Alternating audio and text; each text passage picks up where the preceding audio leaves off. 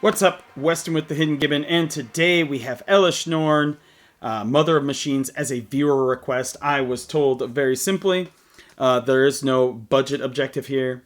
Maybe our friend is going to proxy. Who knows? Maybe they have a lot more money than I do.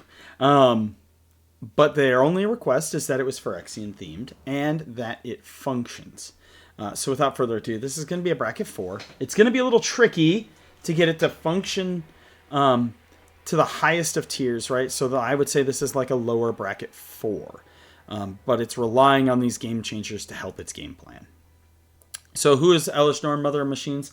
It is a card that, when it first was revealed, a lot of people said was a mistake to Magic, and it ended up just not really causing the issues that, I hardly see it, although I do play it.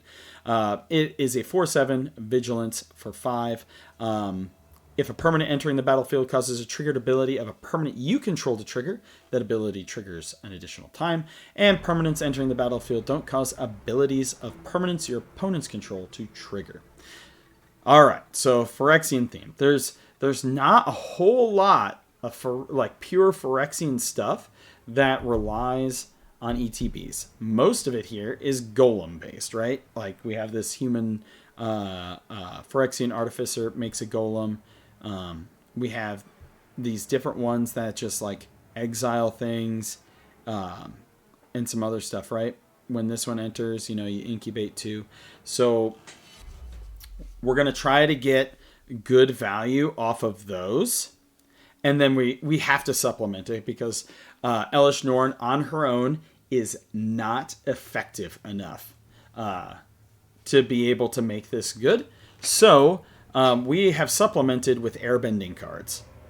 And I think airbending is the way to go about this because, you have the Blade Splicer and things like that. They're a little bit more expensive, but if you can then play them for 2, it is possible. We also need to have lots of mana in this deck because not very many of these Phyrexian cards are mana efficient. So we have Core Cartographer, Knight of the White Orchid in here, right? We do have things like Solitude in here, Weathered Wayfarer for catch up. We have Solemn Simulacrum. We do have Roaming Throne to select our Phyrexians, right? And we're trying to get what we can,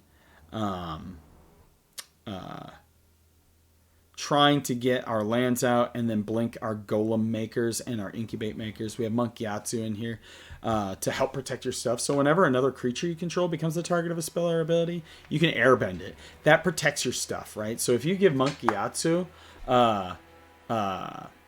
like hexproof and then they're trying to target your other stuff, you can airbend it, which is pretty nice. Sorceries, we have Avatar's Wrath, Farewell, Mass Calcify, Sunfall, which lets you incubate a bunch, and White Sun's Twilight. The Avatar's Wrath lets us airbend. With these, by the way, I didn't go over them pretty heavily, but they're mostly, like I said, golem makers. So makes a golem. This one doesn't make a golem, but it does have toxic. This one has toxic and makes some stuff. This one exiles some stuff. Toxic, double strike, right? So we have a little bit of toxic in here as a secondary fallback game plan. This one incubates. What a strange cat cleric. Phyrexian, Suture Priest. I did the best I could with the inefficient Phyrexian cards. They didn't print a whole lot of efficient ones. We have swords, we have path, we have generous gifts, so we have quite a bit of removal in here. We have Airbender's Reversal for airbending lesson, Teferi's Protection to protect you, Enlightened Tutor and Tithe. Enlightened Tutor to find what you need, Tithe to get you mana, Teferi's Protection to protect your board because it is pretty fragile. Artifacts, we do have Contagion Engine in here, so for those toxic things, this will be here as a backup along with we have Sword of Hearth and Home to blink. We have Panharmonicon to help us untap some of our stuff. Or not untap. I was thinking of Paradox Engine. So Panharmonicon doubles our triggers. Wow, I am tired. We have Wedding Ring in here, so when it ETBs, you can create multiple Wedding Rings. Swiftfoot Boots, the One Ring. Then we have our enchantments. This is where we're going to have to go heavy into defense, right? We have our Sphere of Safety. We have our Ghostly Prison. We've got land tax to help get us mana. We have Dark Steel Mutation, which is enchanted creature as an insect in addition to its other types. And it's indestructible. We have Airbender's Ascension. We have Banishing Light, which will double trigger. We have Cathar's Crusade. We have Felidar Retreat, right? Oblivion Ring, Ossification, Phyrexian Awakening. When this enters, you incubate 4, so you'd incubate 4 twice. Scrub's Hive, Smothering Tithe, Teleportation Circle, and the Legend of Yan Chen, which is starting with you. Each player chooses up to 1 permanent with mana value 3 or greater from among those permanents. Exile them. Then you may have target opponent draw 3 cards. If you do, draw 3 cards. Then exile the Saga, return it to the battlefield under your control, and whenever you cast your second spell each turn, airbend up to 1 other target non-land permanent. Pretty simple, pretty straightforward.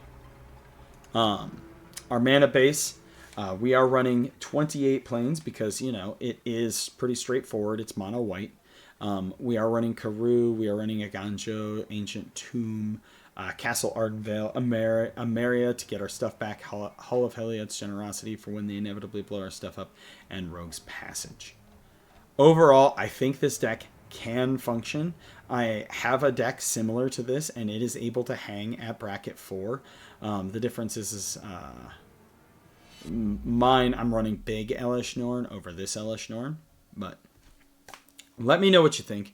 Did I do it justice? Do you think it can function? As always, I am Weston with the Hidden Gibbon. Submit your deck tech requests in the comments down below if you want to, and I hope you all have a wonderful day.